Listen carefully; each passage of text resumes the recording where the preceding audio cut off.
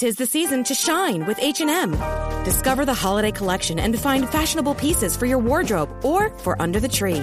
Get inspired and dazzle with this year's glam. From tuxedo styles, bow detailed pieces, impressive prints, and more.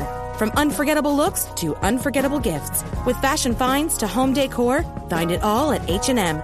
Treat your loved ones and yourself this season. Shop in-store or at hm.com.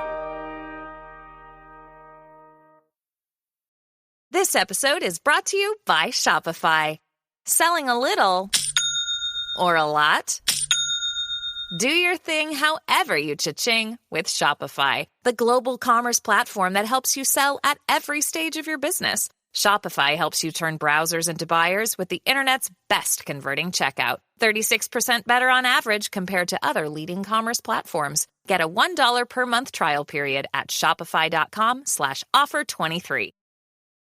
And if you cannot respect yourself in a marriage, then how can you expect your husband to respect you? How can you go ahead and expect your husband to trust you when it's just not there?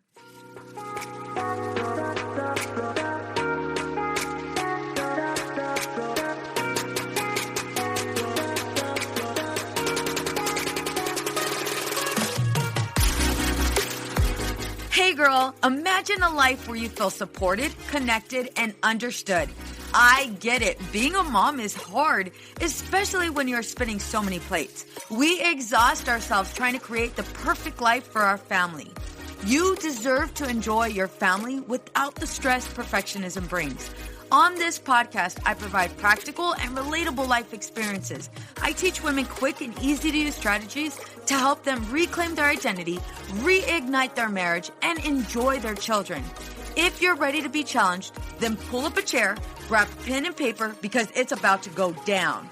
I'm Veronica Cisneros, a licensed marriage and family therapist, and this is the Empowered and Unapologetic podcast.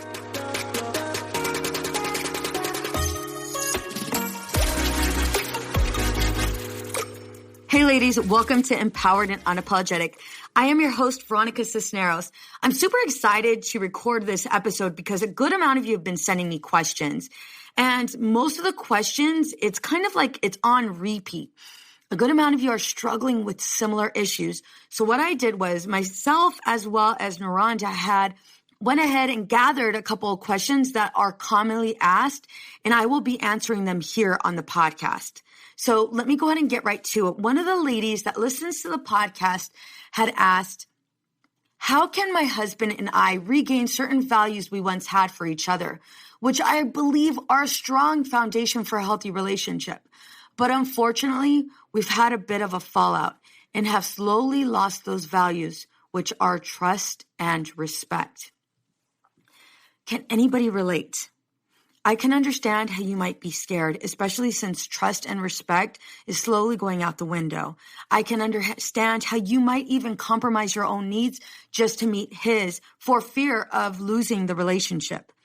I'm here to tell you, though, that is a huge mistake that most women make. And what that mistake is you lose sight of who you are and you try to please and appease your husband just so you can keep the relationship. And although this is big and it means so much to you, what ends up happening is resentment starts to not only build, but you start to lose your own identity. And so this is a common mistake most women make in an attempt to save their marriage. Ladies, I'm going to tell you what. Men, when they become overwhelmed, they do shut down. And it's not because they stop loving you. It's because they don't know how to address the situation. And so when they don't know how to address the situation and it's not something that they can fix, they do what is familiar for them. And shutting down is one of those things. They'll also slowly start to disconnect because they don't know what to say to fix or remedy the situation. So I've gathered a few steps to help you through this process. The biggest thing I will say is to make sure you respect yourself. You got to respect yourself. I know you want respect in the relationship, but I want you to think about how can I best show up for myself? Going into this mode of pleasing and appeasing others is not respecting yourself. Matter of fact, that's actually really, it's disrespecting yourself, if I can be just quite frankly honest. It's completely disrespecting yourself. And if you cannot respect yourself in a marriage, then how can you expect your husband to respect you? How can you go ahead and expect your husband to trust you when it's just not there? And so in order for you to build up that respect, I want you to identify what are your non-negotiables. What are the things that you're not willing to negotiate on? And yes, even if you feel like your marriage is falling apart, even if you feel disconnected from your husband, you can definitely identify your non-negotiables. Veronica, what are non-negotiables? I'm so glad you asked. Non-negotiables are things that we are not willing to go ahead and we're not willing to let go of. We're not willing to compromise. So a non-negotiable might be, I am not willing to be yelled at or cursed at in a conversation. That is my non-negotiable. The minute you curse at me, the minute you yell at me, that's when things go out the window because I'm not tolerating it. Another non-negotiable would be certain values that you have. It might be that you're not going to allow your husband to disrespect your family or speak poorly about them. Those might be non-negotiables. I'm not going to tolerate somebody being disrespectful to me nor my family. Those are the non-negotiables that I'm talking about. So that is your first step. Another thing, when you feel like trust, love, and respect is out of the window, is speak up. Speak up. Open up. I know how scared you might be. I know, matter of fact, I talked about this in the last episode 100. I know how scary it is when you feel as if your marriage is just going down a path that you least expected. And I know you want to do everything you can to remedy the situation. But when you lose sight of yourself and you do not speak up, then nothing happens. Nothing changes. So it is extremely important you identify what exactly do you want? What is it that you want from the relationship? What do you need? What are your wants? What are your needs? And really hone in on finding out what that is. A good amount of us don't know how to identify what our needs are. And so we stay locked up in this trap of asking our husband to what his needs are or asking our friends. But I'm here to tell you that's going to be completely different than what you really want. So I would definitely sit down and identify what those needs are and speak up. Have a conversation about what those needs are. And if they fall on deaf ears, then I want you to be open and honest about what your needs are and identify how you can go ahead and start to work on these yourself. And you're working on these so you can start building up your level of confidence, your sense of identity, and really hone in on building that love and respect in the relationship with yourself.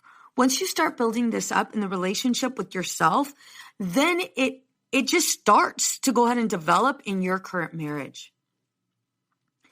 Another golden rule I often tell all of my clients is to have boundaries. Be able to set and respect boundaries. Ladies, for those of you that don't know what a boundary is when we tell people how to communicate and behave around us. What's okay, what's not okay. And so we're setting up these boundaries on what are things that are acceptable, what are things that are unacceptable. So we're teaching people how to behave around you is essentially what this is. And so really identifying what are these boundaries and why is it so important I set these boundaries? Why is it so important I set these boundaries with my partner? I'm going to tell you right now, a relationship without boundaries is a relationship on the path towards divorce. Hear me again. A relationship without boundaries is a relationship on the path towards divorce. I remember when Willie and I were first early on in our marriage, I remember not knowing how to set boundaries. And I remember being more of an aggressor, like compromising his needs and his wants to fulfill my own. Like I've told you guys before, it's not something I'm proud of, but this is what I would do. I would do it over and over because this is what I thought made sense. This is what I thought needed to happen because I needed to be in control of the relationship. And if I didn't have control of the relationship, then the relationship was going to go nowhere. And I wasn't in tune with my emotions. And I was so afraid. I was so afraid of being open and honest with him. And so what that would look like in our relationship is I would tell him to do things and then he would shut down. And when he shut down, I didn't know what to do with that. So I would probe. I would do it over and over, trying to get him to just open up and share and be emotionally available. But what I didn't realize was what I was doing was only setting him up deeper and deeper, farther and farther away from me. And that's not what I wanted at all. I didn't want that. I craved love. I craved attention. And all of those things that I was doing were not only incorrect, but they were extremely unhealthy. But nobody taught me any different. Another thing I would highly recommend is whatever you say, you gotta do. So if you set a boundary, make sure that there's consequences with those boundaries. If you communicate your needs, then follow through with meeting your own needs. It is very, very important to follow through on your word. Otherwise, there is no way you can build respect and trust in a relationship when you're not following those guidelines yourself. And so what I'm essentially saying is don't say anything you don't mean. So if you're going to set up a consequence, it can't be something along the lines of, and I hear this often from women, it can't be something along the lines of, if you don't do it, I'm never going to talk to you again, or I'm not going to talk to you for the entire month. That's not true. It's not true. And let's just be honest. You are going to talk to him. More than likely, you're going to talk to him because you guys have kids and you can't go a whole month without talking to him. And if you do, how are you going to be? Is that something you even want? Because if it's not what you want, then the relationship's going to go nowhere. One of the ladies had asked me, also falling in line with this, I understand taking the moment to calm down or to end a conversation when it's toxic. But oftentimes I feel that I set a boundary. For example, I will not continue to be talked to like that. I will not allow you to disrespect me or belittle me. And I walk away if it continues. You mentioned this as a consequence for his action, but what about after the dust has settled? No apology, maybe even no acknowledgement. And then I feel like I am avoiding those feelings again to not poke the bear. It's not every time we talk or argue, but it's enough that it feels like I shouldn't have to remind my partner to be mindful of how he is speaking to me. I feel like I'm not setting a substantial consequence. I don't want to leave, but I don't want our son growing up thinking it's okay to talk to mommy or women or anyone in general that way. Yeah, I totally agree. I totally agree. However, when you set a boundary, it's a boundary that you have to set over and over again. And it is so important, especially when respect and trust has I don't want to say gone because it doesn't sound like it's completely gone. Let me read her question again. How can my husband and I regain certain values we once had for each other, which I believe are a strong foundation for a healthy relationship? But unfortunately, we've had a little bit of a fallout and have slowly lost those values, which are trust and respect. So my question is, how have you slowly lost those values? What are you doing? That's part of the issue. What are you doing right now to set this relationship up for trust and respect to be out the window? And don't get me wrong, I understand that we get frustrated after so much time. And you're right, as that other lady had said, I don't want to have to remind my husband over and over. And so here's my answer to that question. Don't. You don't have to remind him. You changing and putting into action these behaviors is what's going to remind him, because you're not going to continue a conversation if he's yelling at you. You're not going to continue a conversation if he's cursing at you. And it is extremely important you come back to the conversation. Otherwise, nothing happens. And so what I mean by that is, if you're telling him, listen, if you're going to continue to curse at me, if you're going to continue to talk badly about my family, then I'm going to walk away. I'm going to remove myself from this conversation. And you walk away or you go for a drive, right? and then you come back. Well, now you come back, and when you are calm, you ask him, hey, the conversation we had, I took some time to think about it. I would like to have a conversation with you. But again, I'm not going to be cursed at. And then let's say you start to open up. You start to have that conversation, right? And he does it again. I'm going to teach you a script that I want you to follow through with that will really enhance your ability to not only have an honest conversation with your partner, but stick to those boundaries. It's a script that I totally snagged from Marsha Linehan, who is the creator of dialectical behavioral therapy. And in one of her modules, Interpersonal Effectiveness, she teaches us a skill that's focused on the acronym called, and let me give you the acronym, Dear Man. Dear Man. So I'm going to go ahead and break down Dear Man for you. The first step is describe the situation. The other day when you and I were having a conversation, you yelled and cursed at me. Next step, express your emotions. I felt dismissed and unheard. Next step, assert yourself. Now, asserting yourself is when you're asking for what you want and what you need. It's also part of setting a boundary. Moving forward, when you and I have conversations, I would appreciate it if you did not yell and curse at me. Now you're going to reinforce it. Veronica, how do I reinforce it? Well, I'm going to tell you.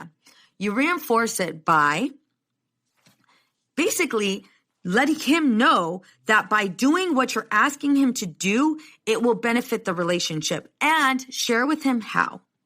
So if you are able to have a conversation with me and not curse and not yell at me, I'll be able to also show my love and respect for you. It works both ways.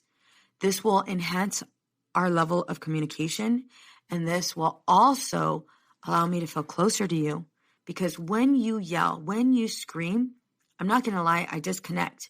And that's not what I want to do. And I understand you're frustrated. I'm frustrated too. But we can find different ways of having conversations that don't involve yelling or being disrespectful to one another. Ladies, while you are doing it, it is very important you are mindful.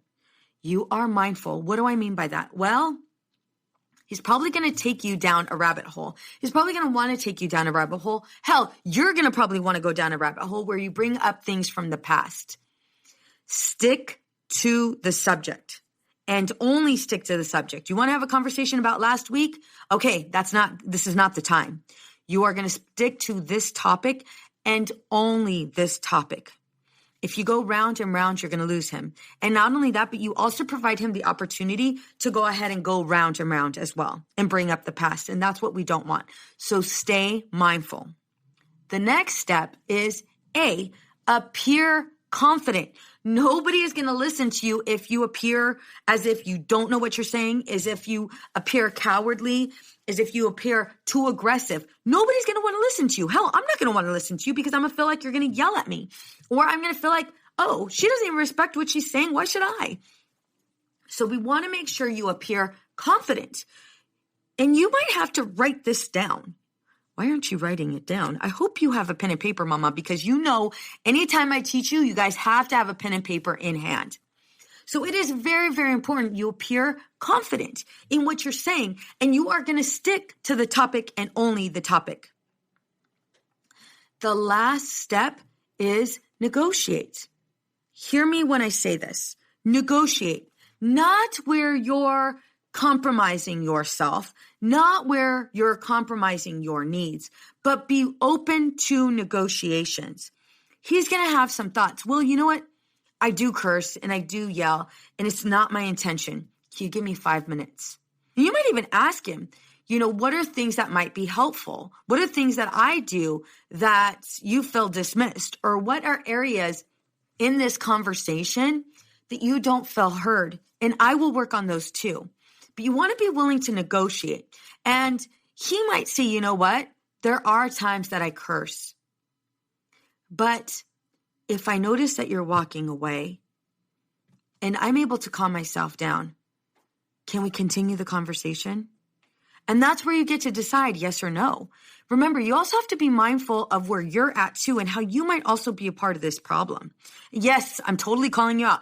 You want to be mindful of where you're at and how you might be a part of the problem, because you might also be triggering him. And not that that's what you need to fix. You do not need to fix his triggers. Those are his triggers.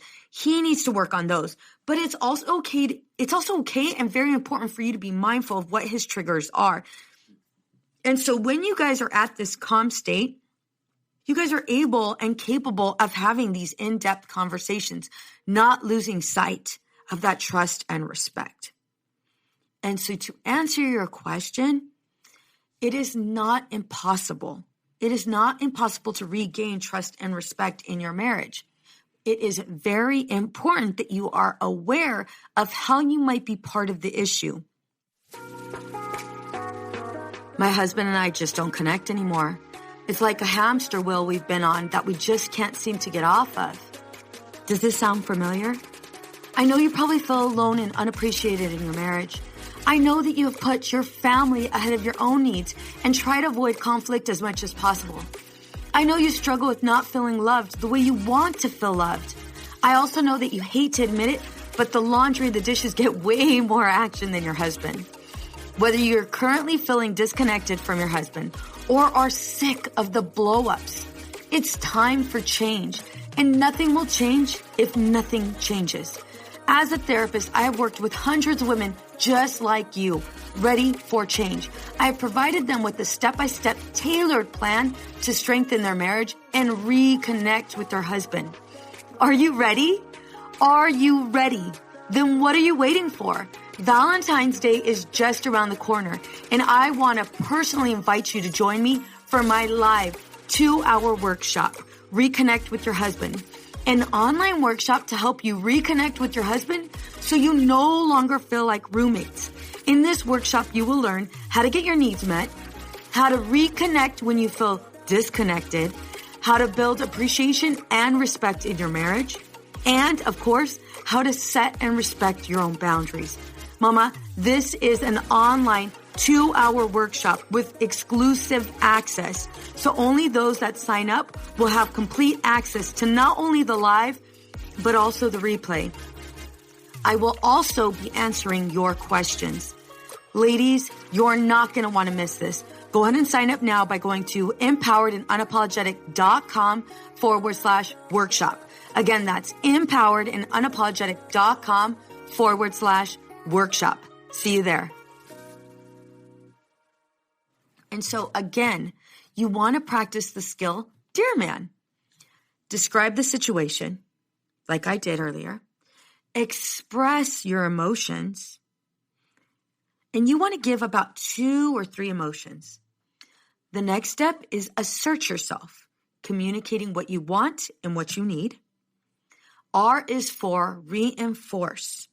Reinforce. It's sort of like giving him a reward, letting him know by him doing this, he will receive, the relationship will be better because of what? That's what you're saying. The man part, right? The man part of that acronym, Dear Man, is how you are going to be during that conversation. You are going to be mindful. You are going to stick to the conversation and the topic at hand. You are going to appear confident. So do not have this conversation if you are at level 10, ladies. That's not when you have this conversation. Do not have this conversation where you're in that avoidant phase. Do not have this conversation where you're about to chop somebody's head off. Don't have that conversation then. Wait till you're calm. Wait till your emotions are in check to have the conversation, okay? That's how you're going to appear confident, and you're going to want to be open to negotiations. Do not confuse negotiations with compromising yourself. We do not want to compromise ourselves ever, because the minute you compromise yourself, you are now going to be triggered very, very easily. So it is very important you are aware of where you're at, what this looks like, and how you're feeling. This might be a bit scary. That's okay. I want to validate you for a minute. It is going to be scary. This is one of the first times maybe you're going to have a conversation with him. I highly recommend you follow these steps and you follow the script. Do not go off the script. If you start writing the script down and all of a sudden you're 2 or 3 pages in, yeah, I see you. If all of a sudden you're 2 or 3 pages in, ladies, I'm going to tell you right now, stop and rewrite it, because you're not practicing the skill I've taught. You're not practicing it at all. Now you're just going on this rant and nobody's going to listen to it. Okay? Sometimes you don't even want to listen to it. Let's just be honest. And some of the times you probably feel like, oh my God, here I go again. I'm sounding like a nag. Yeah, you are. Because you went on this 2-3 page rant. You want to go ahead and it's probably going to be about 5 to 10 sentences. No more than 5 to 10 sentences. That's how you know you're on the right track. And be aware of whatever emotions you're experiencing. You can access a feelings chart by going to feelingschart.com. Again, let me make sure I'm doing it right. Feelingswheel.com. I'm so sorry. I almost led you guys down the wrong road. Yeah, go to feelingswheel.com and you'll be able to access a chart. I absolutely love this chart. We'll definitely put it on the show notes. But what I want you to do is I want you to look at the chart. I want you to identify the emotion that you're experiencing in that moment. And so in the middle of the chart, it has bad, fearful, angry, disgusted, sad, happy, or surprised. Once you've identified what you're experiencing emotionally, I want you to go to the outside layer. There's 3 layers to this chart. I want you to go to the outside layer and really hone in on what exactly am I experiencing? Am I experiencing judgment? Am I appalled? Am I nauseated, right? Am I feeling worried? Am I feeling inadequate? That's where I want you to go. I really want you to hone in on what am I experiencing? Because a good amount of us don't know what we're experiencing emotionally. Am I embarrassed? Am I feeling empty? Am I feeling ashamed, powerless, fragile, abandoned? What is it exactly? So hone in on that emotion and express it. You know, I'm going to give you guys another example. Another example might be, yesterday when you and I were talking and I didn't feel acknowledged. Yesterday when you and I were having a conversation about the kids and the sports and the schedules and what this looks like, I felt completely unappreciated. I felt completely disregarded. Notice how at no time am I saying you. At no time am I saying you totally disregarded me and you did this and you did this. Bring it back. Let's use I statements. What were you experiencing? Moving forward, when we do have conversations, I would like it if you and I made eye contact, right? I would like it if we had eye contact. So that's what you want to say. Stay away from you. I would appreciate it if we had eye contact and we kept that eye contact going forward. I know it's not forever, but I would really appreciate it. And then you go into the reward. By you and I by us, I said it. I'm guilty of saying it myself. By us having that eye contact, by us really being invested in the relationship, it would improve our relationship. It would improve our communication. And I really feel connected with you. I feel so connected with you when we're having those conversations. And they're really, really important to me. Ladies, it is crucial that we connect. And more importantly, the only way I don't want to say the only way, but a good amount of us connect through conversation. A good amount of us connect through how we're feeling. So if we're able to express that with our partners, then we're at a good place. And they also, you will notice, they will also put down their guard because they're being communicated with, they're having a conversation with their partner. They're not being talked at. I actually did this exercise. I'm going to laugh, but I actually did this exercise years and years ago. I was working in a partial hospitalization program, right? At the hospital. And so what's a partial hospitalization program, Veronica? Oh, I'm so glad you asked. So a partial hospitalization program is one step down from somebody being 5150, if you guys have ever heard that term. So 5150 is when somebody's suicidal, they're a threat to themselves or others, and they go on a 5150 hold, which means they're hospitalized. I worked at a partial hospitalization program, which is one step below. So they're able to go home, but they're at the hospital Monday through Friday. And they're there from like about 9 to about 4 o'clock, Monday through Friday. So as I was working there, I tried this exercise. I was actually teaching this exercise to our patients, and it was a really, really big group. And this guy was like, there is no way in hell this works. And I remember him raising his hand, and he was so set. He was like, this doesn't work. And I was like, awesome. Guess what you just volunteered yourself for? And he's like, what? And I'm like, you just volunteered yourself to be a part of this exercise that we're going to do. And he was like, oh, great. Here we go, Veronica. And I was like, no, we're doing it. We're doing it. So you totally voluntold. You're totally getting voluntold right now. So come on up. Come on up to The Price is Right. So here he is, this really, really tall man. And he was a bit, stocky. And he comes up and he's like, this does not work.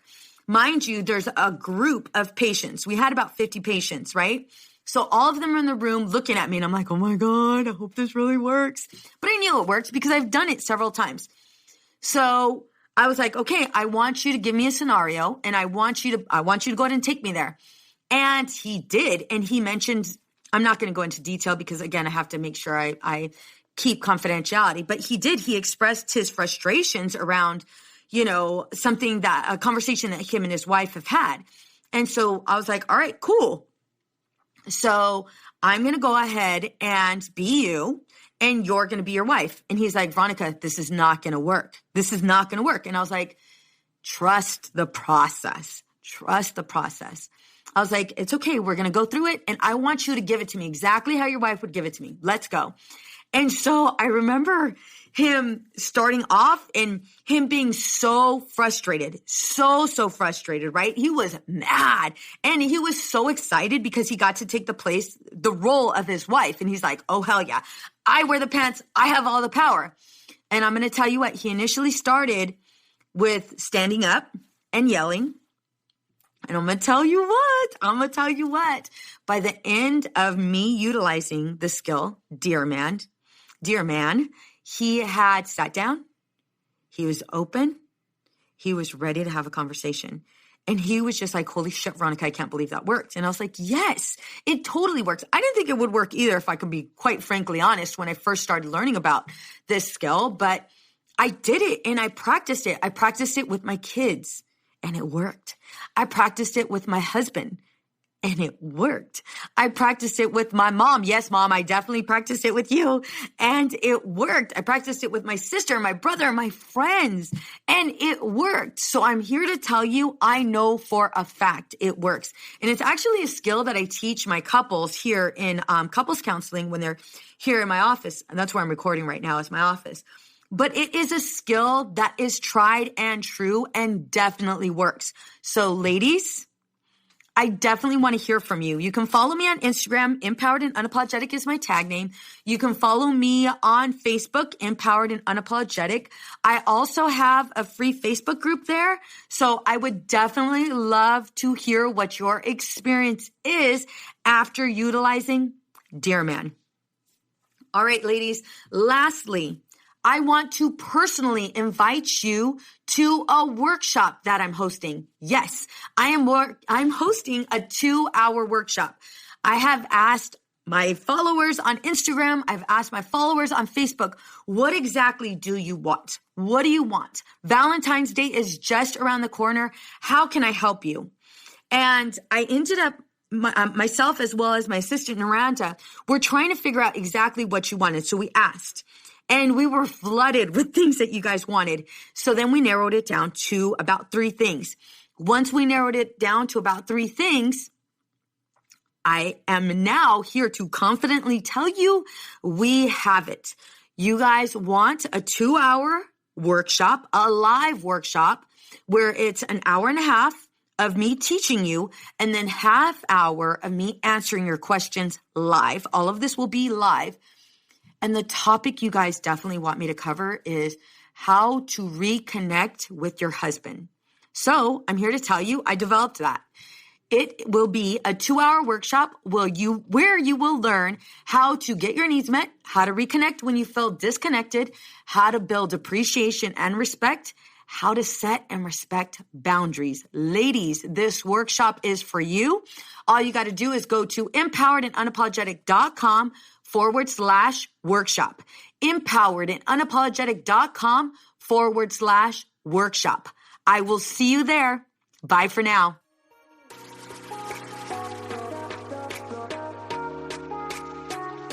Many women lose their own identity in the shadow of being a mom and a wife. We are a community of women who support each other. We leave perfectionism behind to become empowered and unapologetic. I want to personally invite you to join our Girl Gang. It's a free Facebook community for women just like you. Go to www.facebook.com/groups/empowered and unapologetic. See you there. What's up, ladies? Just want to let you guys know that your ratings and reviews for this podcast are greatly appreciated. If you love this podcast, please go to iTunes right now, write a review, rate the episode, and subscribe. Don't forget to share it with your friends. I know we've been taught that motherhood requires alcohol. I know we've been taught not to question our relationship with alcohol until we've lost everything. And I know we've been taught that if we do dare to examine our relationship with alcohol, we need to head straight to AA and declare ourselves an alcoholic who is powerless to alcohol forever. But what if all that isn't true? That's definitely not my story. I'm Suzanne, the host of the Sober Mom Life podcast. I'm an influencer who stopped drinking in January 2020, and since then, I've been telling the truth about motherhood, influencing, alcohol, and sobriety. If you suspect deep down that glass or 3 of wine at night might just be making motherhood harder, well, you're right.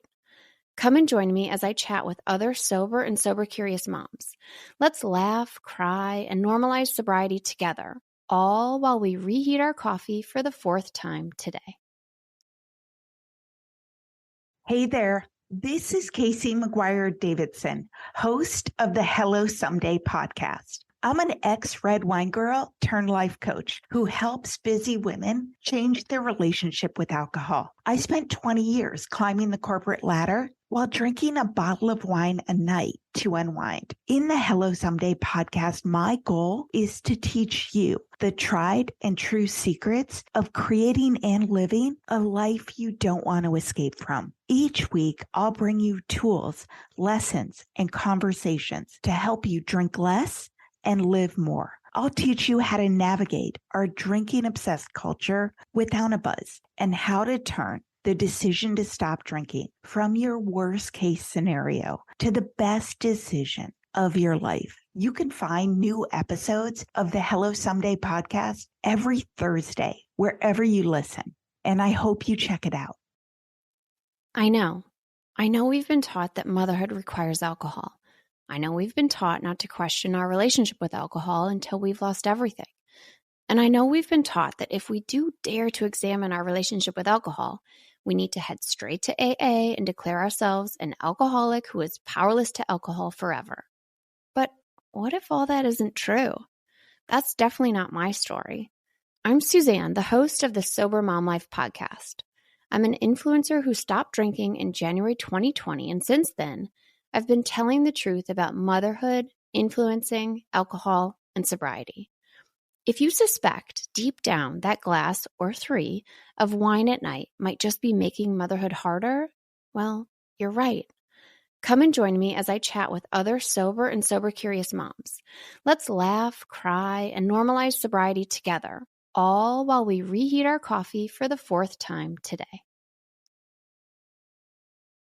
Addiction impacts all of us. Addiction's consequences run through all of us. From ourselves to our loved ones and through our communities, addiction creates so much loss and grief. My name is Dwayne Osterlin, and I'm the host of the Addicted Mind podcast, a show featuring personal stories, expert guests, and vital information about addiction and addiction recovery. We'll talk with leading treatment providers to discuss the latest research and treatment options for this devastating disease and advocate for mental health awareness. We discuss topics like the importance of creating a community of support to helping loved ones to some of the latest research on psychedelic medicines. The Addicted Mind podcast has been about creating hope.